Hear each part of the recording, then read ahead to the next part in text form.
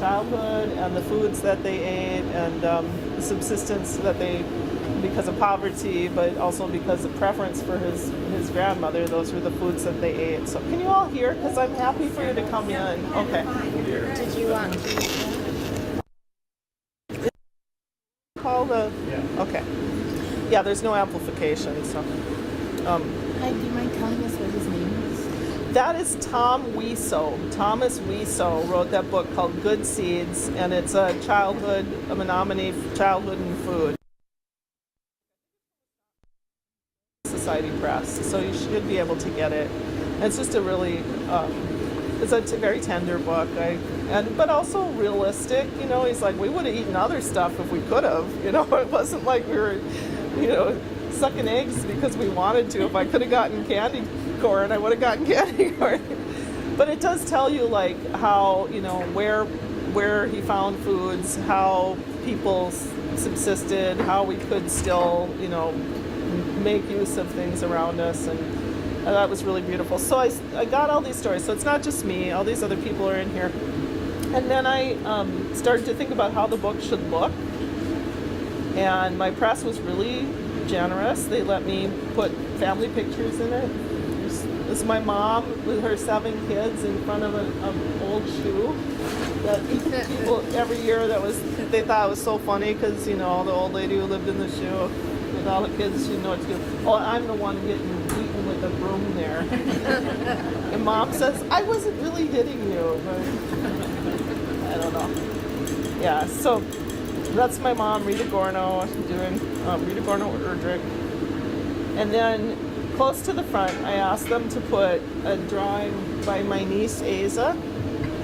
And I'm going to talk about her later. I have some slides that hopefully I'll be able to show you a slideshow when we talk about Roundhouse. But that's a drawing by my niece, Asa, and it's a spirit plate. So I wanted there to be a spirit plate like right in the book, so that for people who don't do that sort of thing, somehow got you covered. You know. And I don't know if a cooking demo demands a little spirit plate or not, but maybe somebody will put one out for us when we have our food.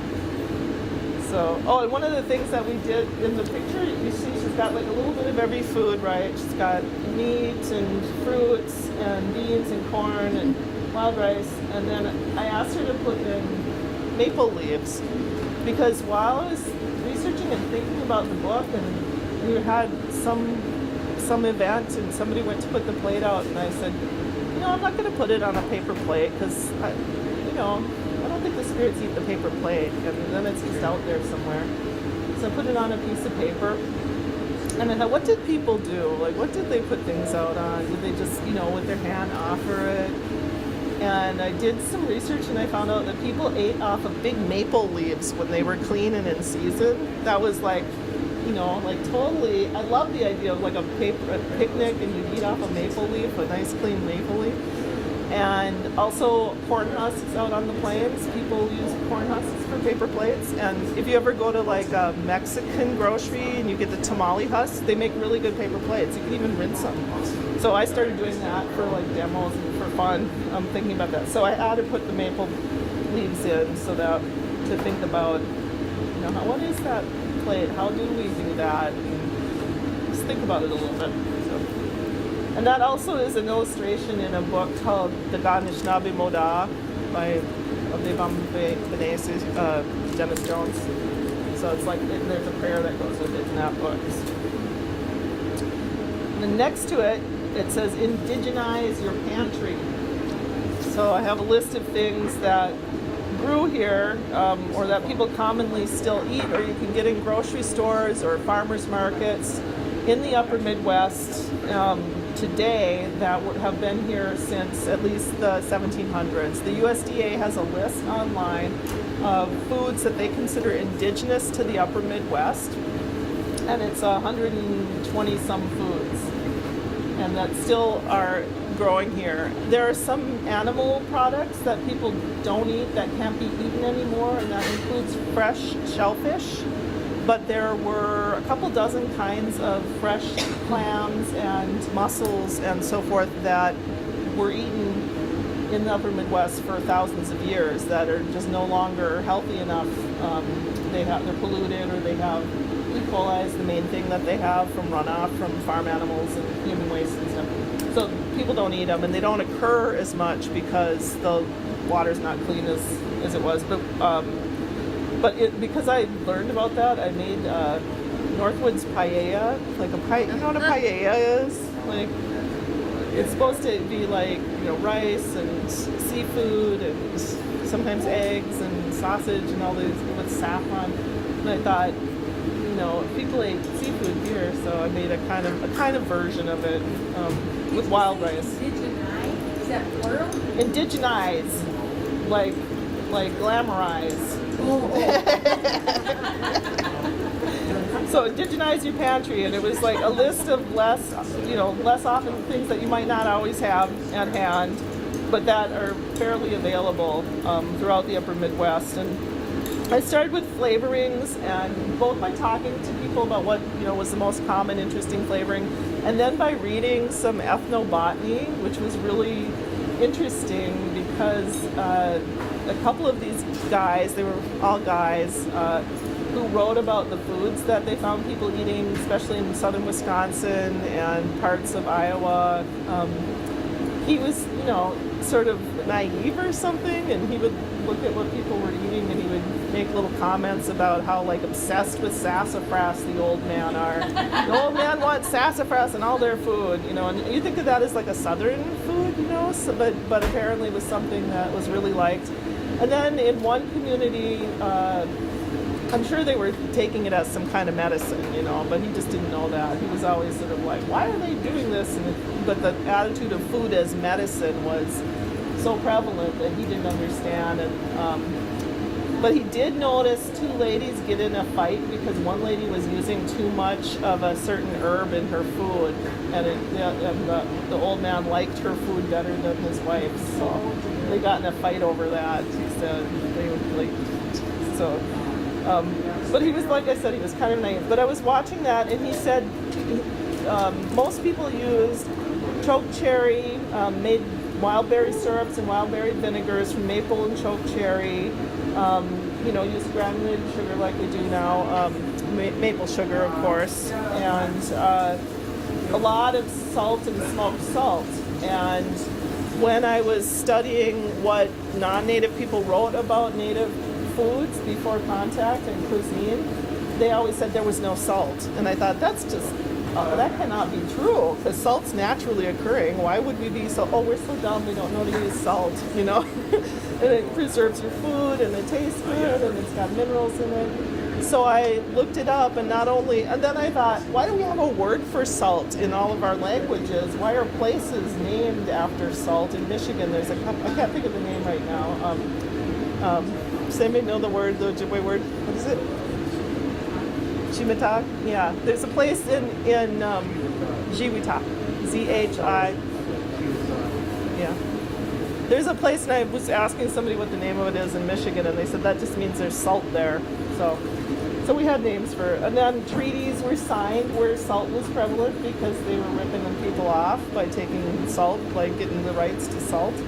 So anyhow, so I was like, let's look at what kind of naturally occurring salts we have. And they're hard to find ones that are from our communities, but they do exist. And the reason that there's naturally occurring smoked salt is that people would burn fires near where they were mining salt for trade. And sometimes the fires, because they're in a salt bed, would just burn a really long time and go far into the salt bed. And they would just create a natural burned charcoaly salt thing, which I think was cool. But they do say that was from humans that did that. Okay, so then the herbs and spices, there are a lot of things that don't grow or are hard to get. You can't just go to the grocery store and get some of the flours that people used in recipes to season them. But there are almost identical things that are very common that people eat. Mexican oregano is really like one of the wild mints that people use, and it has I can't tell the difference. I grow the wild mint myself, and it tastes just like Mexican oregano, which is pretty common now. and then something called saffron, which is a thread of a flower stem, kind of like saffron. That was a similar thing was used for people use different flowers to season with and turn things different colors. So I just say substitute those. There's a lot of teas with natural mint, with natural sage, wild cherry, and licorice root, which were also flavorings. But the one that I use a lot is juniper berries. We just put it in a pepper grinder.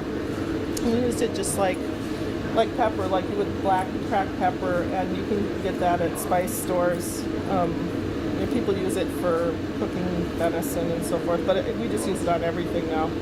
And then sumac, which I always knew about when I was a kid. You can take the sumac when it gets bright red and shake it off and make lemonade with it. But it makes a really good seasoning for all sorts of things, kind of like a cross between lemon and paprika.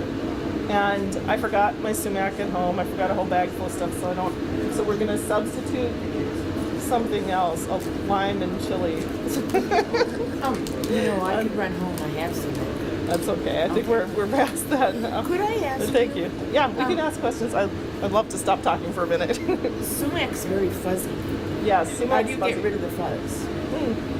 The fuzz is what you make the seasoning with. Oh, you eat the fuzz. So it's bright red and fuzzy. The big heads that come out, you can still see them sticking out of the snow, but now they wouldn't have any flavor left. They've been sitting in the wind and the sun. But when they're really bright red, and you can tell, like, what I started to notice was the bugs are not interested anymore. That's when you want to take them and you just cut them off, put them in a paper bag, shake the heck out of the paper bag, take the big stem out, and then you've got just those little threads, and you can just, you can grind it a little bit if you want, but basically you just shake it up and put it in a container, and it'll dry out a little bit, and it has a good flavor. But there's also abundant sumac from Turkey, which is exactly the same thing. And if you just want to be true to having similar flavors and similar components to your cooking that were here previously, you can just order some sumac, or if you go to one of the fancy stores, or even like some of the bigger groceries around bigger cities have sumac. And last night when we were in Rice Lake, we went into Aldi's to see how many indigenous ingredients we could find there, and we found quite a few things. So you just never know what you're going to find. So. And it's not choking. No, it's not at all. It's very tiny, you know. I don't. The berries are only about this big, and the fibers on it are pretty small. I guess if you put the whole, then you might choke on it. Well, see, I make sumac lemonade all the time. Yeah. But I'm always trying to get all the fuzzies out for the drink. Well, yeah, for a drink you would want it, but if you're cooking with it, they'll just melt and they'll just leave their flavor and their color. Yeah, they'll just absorb whatever liquid, and you don't notice them. So That's a revelation. Yeah, Thank you. they're pretty. A revelation. Really, I mean, it looks almost like paprika, just a little bit more. Any other questions about stuff that I've said so far? Questions are awesome because they give me time. So the reason you're not watching me cook is I can't talk and cook at the same time. I can't write and cook, and I've learned recently, like when I do a cooking demo, what I really like to do is talk about the ingredients and how I learned to work with them and what I did to substitute for some things and some of my research, and then I'll get distracted and then we'll burn something. So I'll tell you what Jimmy, who volunteered, and John, who also volunteered, are going to do for us. They're going to make us some popcorn. Come on in and sit down if you want. There's spots close by. You can just move the table, whatever you want. So, Before you go to that, could you mention, you just started out with fruits. Oh, yeah. Are there any fruits that aren't things that we would already probably know? Oh, yeah. Sort of like exotic local fruits. Yeah, how about I'm going to send this around just for you to take a quick look and just pass it on. You can touch anything that's in there. I heard from somebody that choke cherries. Oh, choke cherries, yeah. And he said that actually we got more protein if you kept the pit in it longer. I don't think it's protein, What but is it? there's a lot of antioxidants in choke cherries. So you leave the pits in as long as you cook I'm not going to give you advice on leaving the pits in choke cherries because they contain arsenic, but most people commonly ground the pits into their choke cherry dishes, including when I was a kid. I tried a few times. I tried the choke cherry ground with its pit in it for, not for pemmican, but something, I think we called it Teru, some sort of Mechiv name. Just lard and choke cherries ground together and dried into little cakes. Not tasty to our taste, but it was probably really tasty to people at the time because and it was really probably very good for you in the middle of the winter to have some vitamin C and some antioxidants, right? There's still a lot of research. Research was really prejudiced against a lot of indigenous foods. I mentioned the sassafras before. People in the 70s stopped eating it because they said it would cause cancer. Well, it turns out they did all the testing with versions of the sassafras oil that were created in laboratory conditions, and no one would ever eat it that way. You also wouldn't eat the amount of arsenic in the stuff. Just if it was just pure arsenic, yes, it would hurt you, but it's not. So there's some foods that have. Like with grapes, they say that about grapes too. Right now. They do. Yeah, with arsenic. There's arsenic in grapes too. In the seeds or and apples. There's complaints about apple juice and has too much arsenic in it. Is it naturally occurring or is it From the seeds. Yeah. from the seeds? So the seeds get in there. But then, Yeah. is it really, or is it that if you drink gallons and gallons? Yeah, I mean they do their testing in laboratory conditions, and they warn you. And at the same, so anyhow, I kind of thought some foods that were very common went out of favor, and people stopped cooking with them because they thought they were bad for you. And people, lard, And now yeah. lard's making a Lard's, comeback. yeah. For a while, Eggs, yeah, people. And like duck eggs have way more cholesterol and everything. And I was cooking with duck eggs in this sometimes, and I'd been talking to Martin Reinhardt, Dr. Reinhardt at Marquette, I think is where he did the decolonizing diet project, where everybody spent a year eating no foods that weren't indigenous to the upper Midwest, or 75% indigenous foods, or 50%, or a quarter, and then they tracked the whole year how people, they took different blood tests, they, weighed everybody, everybody's skin cleared up. That was the one thing everybody said, my skin is awesome, so, but some people found out about gluten intolerance that they didn't know they had. That happened to me, because I was cooking so much in this cookbook and I wasn't eating wheat very much. I started to get kind of sensitive to wheat. So it took a few years until I adjusted so that it doesn't bother me so much anymore. But that's probably because of the junk in the wheat, not because of wheat itself. But anyhow, so I was going to talk about the ingredients. Are they going around? Yeah. Just show them around. So I am so glad to hear that sassafras is okay because I love Well, yeah, sassafras is a great flavor. Yeah, it's awesome. And filet, which is what is filet is from? What's the other one? There's sassafras and It's filet ground. I'll have to look in the book. Yeah, but that's also something that we used up here. And everybody thinks of using filet and gumbo, but we used it in the upper Midwest to thicken foods. And to me, it's almost too savory, but it's like a really good savory substitute. Also, nettle. A lot of people eat nettle in the spring, right? And Or freeze them. yeah, I had nettle soup last night. yeah, and it's just so delicious. But I love nettles. people are also afraid of them. They're afraid they're going to get the wrong one, or they're afraid of sumac. So I'm like, you're not going to confuse the sumac. The other one, the poison one, doesn't have big bright red things on it. But the nettles, yeah, people are afraid they're going to, react or something.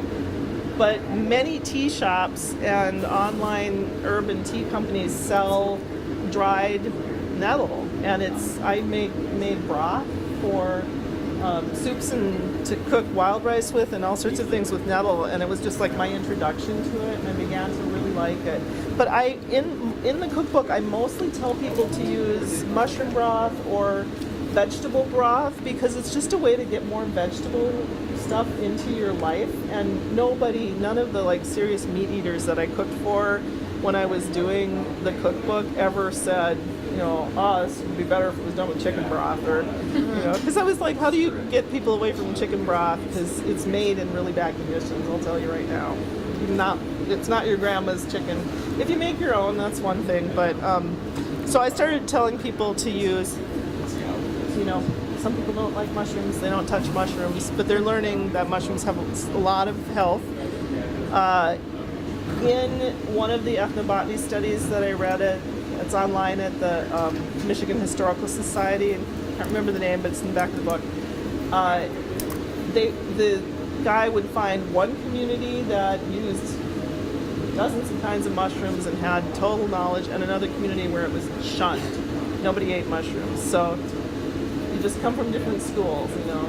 So some people love to forage for mushrooms, and they learn how to get mushrooms, and other people That's just sort don't of a touch them. controversy here. Some people say Ojibwe's never understood Well, yeah, mushrooms. he said it. One community would, one community wouldn't. In Michigan, there's like a whole book written by a native woman, ethnobotanist, an Ojibwe, an Ottawa woman. She wrote it from the knowledge of her family for 100 years, and she published it in the 1970s. So, we for the people. And yeah, so it really depends. And I think there's probably experiences that people would have had, like an experience told people that's not for us. And I respect that. But Is that just a good way to get- listed in your bibliography? I don't remember. Oh. It might be. Do you? Yeah. I can tell you about it. Yeah. Okay. I just have to remember. It's Kuwait Nokwe is the name of the woman. Pupui for the people. I don't know how to spell it right now. I might remember later. Let's see. Okay. So then the other things that we're cooking with tonight, John's gonna make popcorn with maple sugar and sumac. It's not really gonna be sumac. So it doesn't get too much. Literally though, I can Tonight. drive home in 10 minutes. Okay. All right. Yeah, we gotta move on. And he's using this heirloom popcorn that they started making and growing in southern Minnesota and Iowa. That's from a really old variety of corn. And I had found the controversy. We had popcorn, we didn't have popcorn. And I'm thinking, like, if we were eating corn for 10,000 years, we popped it, you know? I'm like, why would we not? And parched it at the very least, but probably somebody popped popcorn. And So- which variety is that? I don't remember its name right now. Okay, but it's at Seed Savers catalog? No, I don't know where it is. I don't think it's in Seed Savers at all. It Okay. is, yeah, it's marketed under a couple brands, and it's at most of the co-ops now. It's marketed under Tiny But Mighty is one of the marketing names, but Northland Foods sells it. And actually, I think LCO Farms tomorrow is having a seed exchange, and I know that she has Oh, Sue has some? corn in there, Yeah. and she has some indigenous varieties and heirlooms. So you might want to check Yeah. with them Yeah. tomorrow. But not every corn pops really well. This Yeah, I corn, found this that corn out. pops beautifully, and it's very pretty. Like when you have it in a jar, if you saw it, it's all different colors. I put it. So we're gonna have that. We're gonna have a salad of wild greens. They're just arugula, but it's bioidentical. It's the same as a lot of wild greens, similar peppery. I think it tastes a lot like watercress. So there's no watercress this time of year, so I'm substituting the wild rocket. And then we're gonna have. It's gonna have. You know what this is? It's like ginger. It does look like ginger. Jerusalem artichoke? Yeah, it's a sunchoke or Jerusalem artichoke. So I grow these at home. They grow anywhere, and they grow like crazy. The only problem about them is that they get very dirty, so you have to really, really scrub them. But If anybody wants some, yeah, I have plenty. yeah. How do you use them? So this one, in this salad, we're just gonna have them really paper thin, like this. But do you see how it's getting kind of nasty looking and kind of brown? And they will turn black. There's a substance in them that turns black. To make sure they don't turn black, Jimmy and John are shaving them into lemon water. So, How when- did you keep that Jerusalem artichoke and it didn't go bad from last fall? these are from a grocery store. These are Oh, not okay. mine. I just dig them up whenever the ground's soft. They've been in there forever, some of them, but they're fine. So, but I also like to just go to a grocery store if I can, if they're available. And it's okay if they get soft. You can just roast them or bake them. As long as they don't have rot on them, they're fine. But they taste, they have an interesting flavor. I like them raw a lot better than I like them cooked. Definitely. Yeah, so I'm going to give you that, and then that will have some sunflower oil on it because sunflower oil was like a huge commodity in the upper Midwest in the driftless region, and now driftless is once again making, I know there's some things that really surprised me. I always thought, what did we do without oil? Was everything in lard? Was everything in buffalo tallow? No, people had vegetable oils as well, which I was really surprised by and happy. One of the ways you can get some oil out of sunflower seeds is, of course, people toasted them, but they also would just sort of sweat them in a pot. And then after you've sweated them a little bit at the bottom of the pot, like just put them in the hot pot until they start to toast a little bit, you just start crushing them and they create their own oil. So I use them in a recipe in here called All Sisters Chili, which is one of everybody's favorite. Everywhere I go, they're like, oh, I love that All Sisters Chili.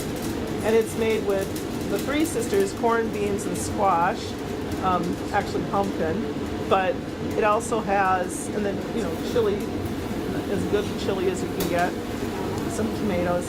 It also has, start it by roasting off the sunflower seeds, and then you add some wild rice on top.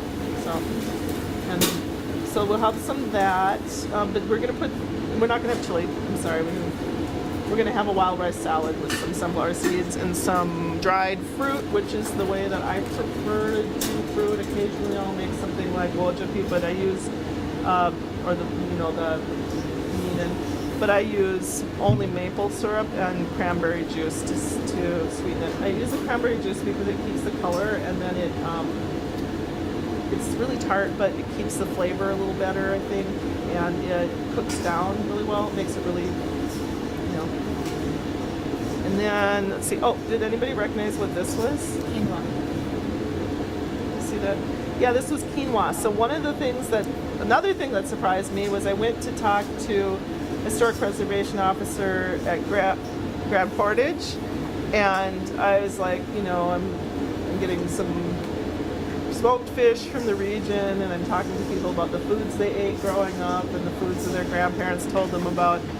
And he said, well, did anybody tell you about all the quinoa we ate? And I was like, no. He's like, nobody knows. They think we, hunted deer and fished all the time, but predominant diet was from something, what I grew up calling lamb's quarters, chenopodium, which is really the same thing as quinoa. And people ate the grains of it, and they ate a lot of it. It grows everywhere. I have a funny story about quinoa. Yeah. Luckily, I have quinoa in my house, and my son came home with a project that he was supposed to do something from Bolivia, and of course, he doesn't tell me till the night before. He's like, oh, by the way, we need to make quinoa brownies tomorrow. And because quinoa was like the sacred food of Bolivia. Yeah. So well, apparently it was eaten all across the whole hemisphere, and it grows all the way up into Canada. And I only ever ate lamb's quarters as a green in the spring, which I love. We grew up eating that. So, it's a little complicated to get it to this. I mean, it would take a lot of quinoa plant or lamb's quarters weeds to make that, but apparently there used to be so much people would eat it. And then also a really delicious amaranth that the sous chef, do y'all know who the sous chef is? He started cooking with that, and it's just really yummy. And now I see it everywhere. I'm like, oh, amaranth. Once you start seeing these things, they're everywhere. Yeah. So amaranth, it's an amaranth that grows wild here. And then there's a tiny bit of granulated maple sugar if you've never seen it or used it, I thought I would bring those things so that if you want to, when you have a chance, you can just sort of examine them. And then I got this.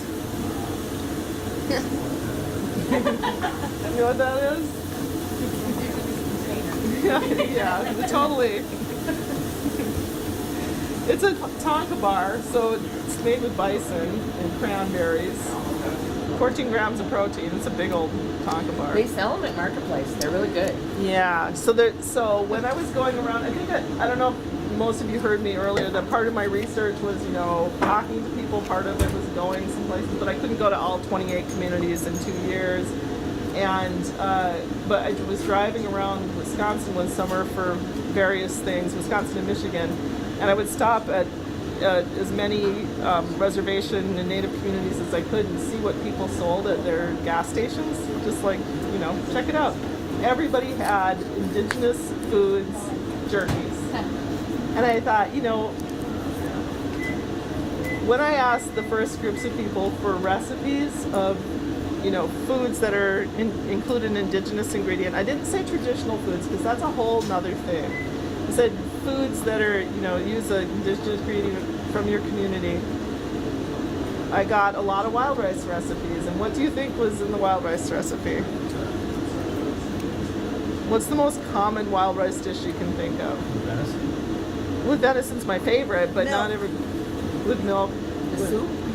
Yeah, soup with cream of mushroom soup. Right. Yeah. And what else? What's the other thing? Hamburger or Bacon. bacon? Bacon was like in everything everybody gave me, and I'm like, what am I gonna do? I don't really want to promote bacon, I just think bacon. So then I thought, well, everybody has jerky at their gas stations. Why not use jerky the way you would use bacon or bacon bits? So in a lot of the recipes, I would just chop up a little bit of bison, and also for people who can't, it's expensive to get fresh bison or elk or venison.